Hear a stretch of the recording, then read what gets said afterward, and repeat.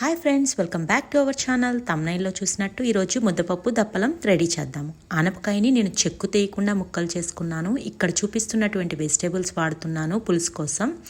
క్యారెట్ని ఇలా నిలువుగా కట్ చేసుకోవాలి, దొండకాయని కూడా నిలువుగా కట్ చేసుకోవాలి, కొద్దిగా కరివేపాకు, పచ్చిమిర్చిని తుంచి వేసేయచ్చు, టమాటాని క్యూబ్స్లా కట్ చేసుకోండి, దానివల్ల చాలా యూజ్ ఉంటుంది. బెండకాయల్ని అప్పుడే కట్ చేయొద్దు, ఎందుకంటే లాస్ట్లో యాడ్ చేద్దాము. కావలసిన కూరగాయ ముక్కలన్నీ కట్ చేసుకున్న తర్వాత ఉప్పు, కారం, పసుపు వేసి కుక్కర్లో వేసి ఇట్లా ఒక్కసారి మొత్తం అన్నీ కలిసేలాగా కలపండి. కలిపిన తర్వాత ఈ చిన్న టీ గ్లాసు వాటర్ యాడ్ చేసిన తర్వాత మన కుక్కర్ లిడ్ క్లోజ్ చేద్దాము. ఇక్కడ నేను స్టెయిన్లెస్ స్టీల్ కుక్కరే వాడుతున్నాను, సో ఇది పెద్ద డేంజర్ ఏం కాదు. చింతపండుని నేను నిమ్మకాయ సైజ్ అంతా తీసుకుని వేడి నీళ్ళల్లో నానబెట్టి ఉంచాను. ఇలా నానబెట్టి ఉంచడం వల్ల ఏంటి అంటే మనకి పులుసు తొందరగా చిక్కగా వస్తుంది, మొత్తం కూడా ఒకేసారి వచ్చేస్తుంది. సో నేను బాగా నలిపేసి కావలసినంత చింతపండు రసం తీస్తున్నాను.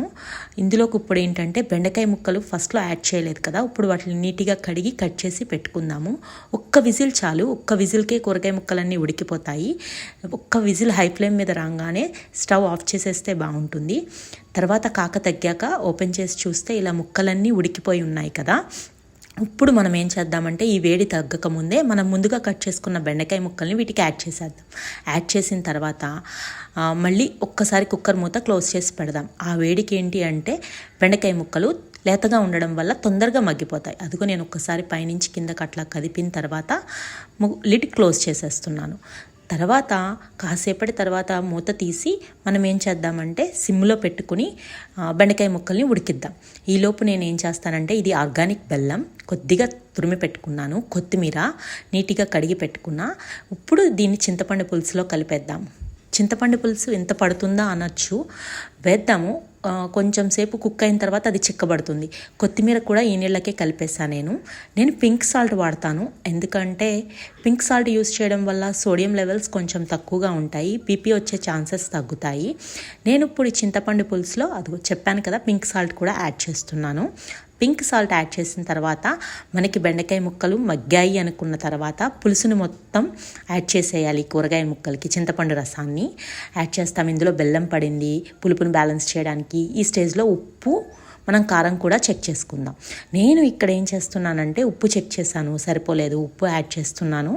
దానికి తోడు హై ఫ్లేమ్లో మనం పులుసుని మరిగించాలి.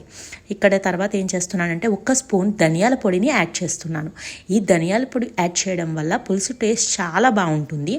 నాకు కారం సరిపోలేదు, అందుకని నేను మళ్ళీ 1 స్పూన్ కారం యాడ్ చేస్తున్నాను బ్యాలెన్స్ చేయడం కోసం పులుపులో టేస్ట్లన్నీ కూడా. తర్వాత ఏం చేద్దామంటే పులుసును బాగా మరిగించాలి.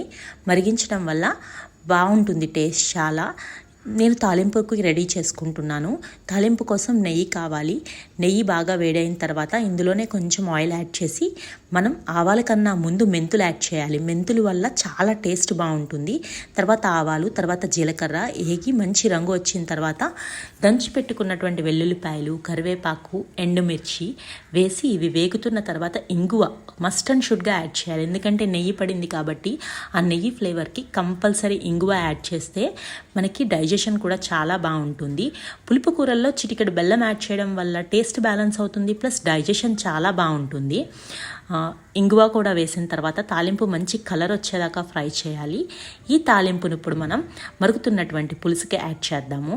యాడ్ చేయడం వల్ల మనకి మంచి స్మెల్ వస్తుంది, టేస్ట్ కూడా చాలా బాగుంటుంది.